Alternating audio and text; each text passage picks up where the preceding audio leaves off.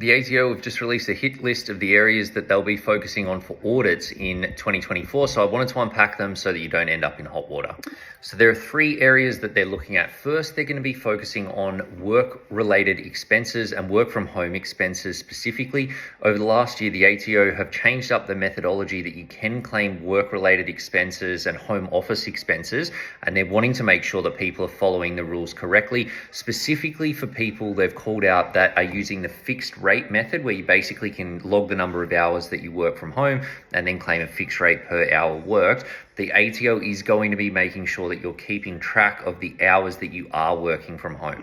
The second is around claims on rental properties, and specifically looking at people that are inflating those claims.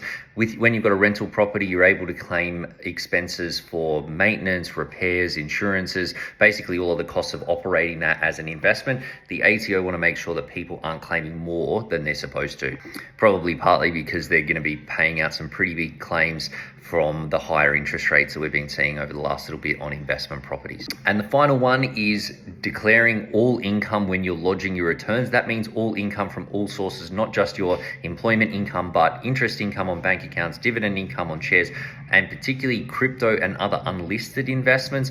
With things like interest and dividends, they typically report directly into the ATO, but things like crypto, they're not quite there yet. So the ATO want to make sure that you're reporting all of the income that's there and paying tax on it as you should. When you're doing your tax return, keep an eye on these ones and make sure that you stay on the right side of the ATO.